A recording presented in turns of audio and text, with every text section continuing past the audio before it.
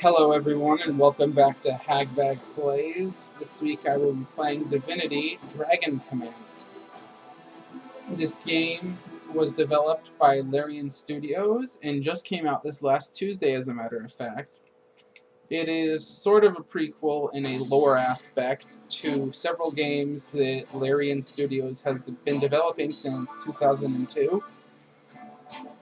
This game is only really a prequel in the lore aspects. It doesn't share anything in the storyline with any of the other Divinity games because it is actually based 10,000 years in the past in their lore. So, enough about the backstory, let's start playing. I'm going to show you guys a segment of the story campaign. Now, in this game, you play as a half-prince who is half-human, half-dragon. Here at the start, you pick between 3 different dragons, which determine your starting abilities. For this playthrough, I will be playing a mountain dragon.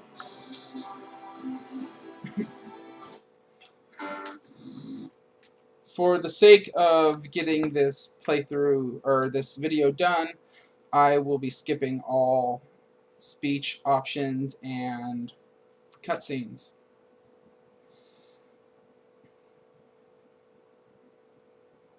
Now, the basic storyline behind this game is that there was a king who ruled the entire world. After several years of ruling, he became too comfortable, and his own children betrayed him. But before this betrayal happened, he had an affair with a dragon, and they had a single baby, who you play as. You are a half-human, half-dragon. You have the ability to turn into a dragon at any time, pretty much. And you are trying to restore your father's legacy of peace amongst the world, while your brothers and sisters are trying to take over the world with war and destruction.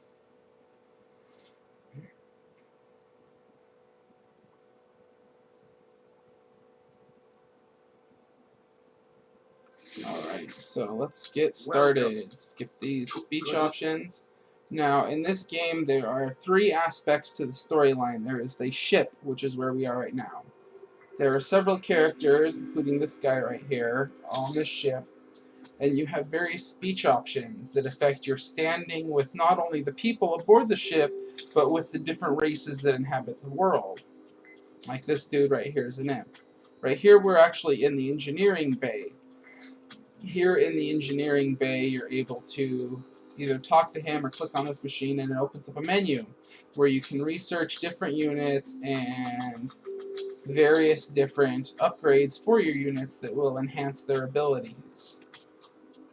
These things are very important in the game. If you don't upgrade these, you're going to be really far behind in the RTS segment. So let's go back to the bridge, and I will take you guys to the turn-based strategy segment of this game. This is where the majority of your actual gameplay is going to be, unless you choose that you want to enter RTS and take forever to play the game. This is a board map that is turn-based. Very much like Risk, each of these tiles is a country, basically. And you have units. I can actually build more units right now. I'm going to build a couple of grenadiers because I love grenadiers. Now, each unit can move a certain number of spaces on its turn. When you cursor over it, it actually labels right there 1 movement point. So I don't want to attack yet, so I'm going to take these troopers, since I have the grenadiers defending for me, and move over to this unclaimed country right here with troops in it. What moving to this unclaimed country will do is when I end my turn, this country and these troops will become mine, since it is unclaimed territory. And now I'm going to end my turn, and it's going to process my enemy and my turn, and take me back to the ship. I know that was very uneventful, but that was turn 1 of the strategy map. You come back to the ship, and you can go to the different floors as labeled below, do the different speech options between the turn, but I'm going to skip all that just for the sake of getting this video done because doing the speech options can take a very long time. I actually spend like 10-15 minutes in between turns just doing speech options. Alright, so back here on the world map, looks like Red claimed a little bit of territory, so I am going to... They have 3 units here. I'm going to build some more Grenadiers because Grenadiers are awesome. And I am actually going to invade with this country that Red has claimed with my Hunters and my Troopers. And I'm going to leave the rest of the map like that. Now I will end my turn. What ending my turn does when invading is actually initiates the battle phase, which turns the game into the RTS segment. I can go to battle, and I can actually choose to not play the RTS segment if I want. Down here I can add different cards which will give me various advantages in the battlefield. The 2 I have right now will give me extra units just for this fight, so I'm going to give myself some Shamans, which are healer units. What I can do if I don't want to, up here it'll tell me what the percentage chance for each side is. I have more units than they do, so I have a higher chance. But I'm going to show you guys the RTS segment anyway. But right here I have my 2 generals at the moment. Each one has different bonuses. They're better with different units and different styles of fighting, and they will tip the tide sometimes. Right now it doesn't really seem to be affecting it much. But over here is me, and I'm going to choose to do this battle by myself. This is the skill loadout. I only have 3 skills right now, so I don't have to toy with that too much.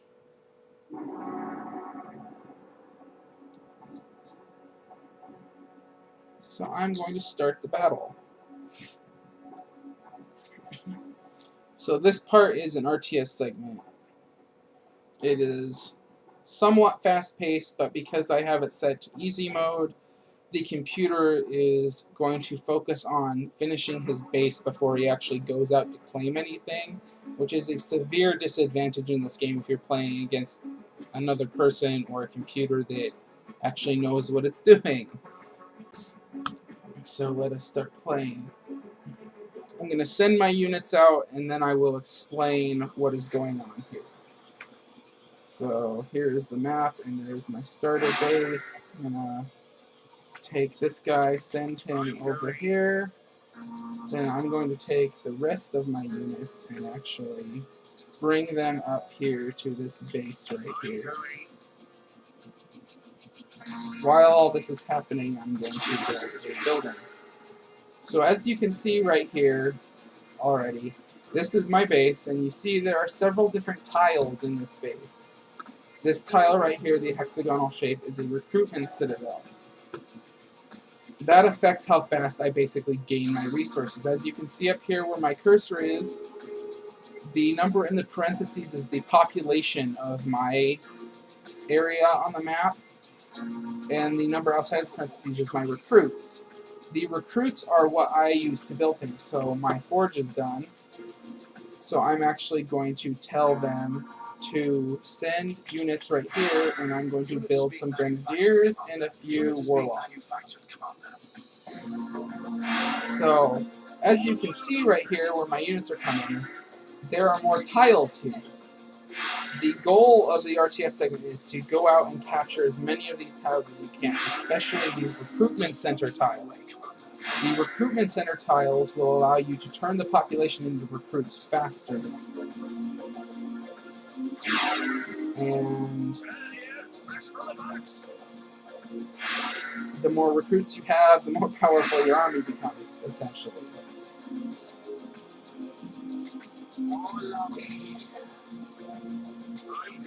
He's having issues claiming this recruitment center for me, so I might send... Oh, no, he's claiming it. Oh, no, he already claimed it.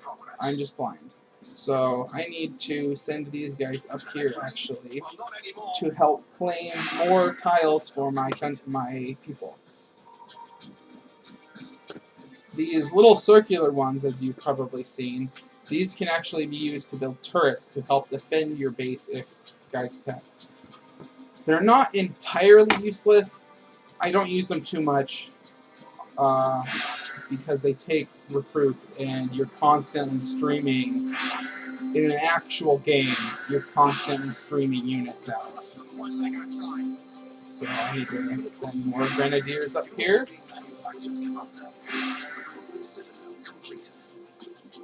We're actually just beginning to send units out, so this is a good time to show you the dragon form. You can turn into a dragon to support your units. The dragon form is actually very powerful and very helpful when to support your units. As you see, I pretty much took on that whole squadron alone. Alright, so I have my small army here, and I've actually pushed all the way to their main base before they've even started going because, once again, this is on easy mode. I'm playing on easy just for the sake of the video, so I'm not taking up too much time. So let's see. I'm actually going to assault their base just because I can.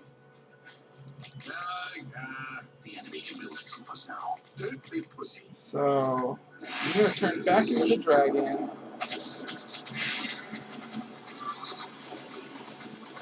Being attacked by anti-air turrets, which are pretty nasty. So I'm going to turn back real quick.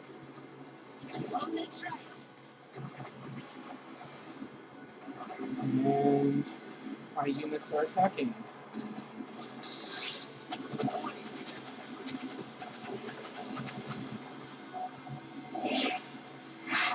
Turning into the dragon is very, very useful. You can...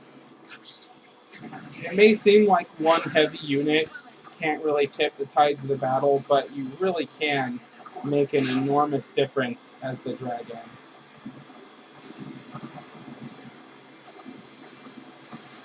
So I'm actually about to win here. As soon as I kill these last couple of buildings, I will have complete control of the map and will have won. Alright. Pretty sure if I kill this last unit, it gives me the win. I guess not. So let's kill this final building.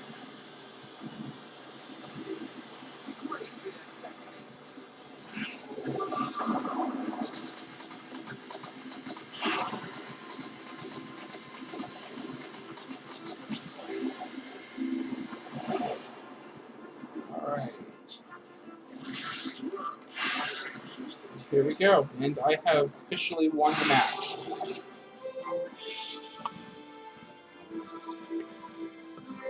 Alright, so that was the RTS segment of Dragon Commander. As you can see, there is quite a lot to take in with this game, especially if you are wanting to do all of the speech options. This is going to be a very lengthy game. So here it goes, takes me back to the bridge. This little newspaper will talk about things you've done with the political stuff, which I don't have in this game yet because I haven't received the ambassadors. So I'm going to take the end here. This has been Divinity Dragon Commander. I highly recommend this game to anybody. If you are interested in looking at it, or any of the other Divinity games for that matter, you can take a peek at them either on Steam or at LarianVault.com. That is Larian's website.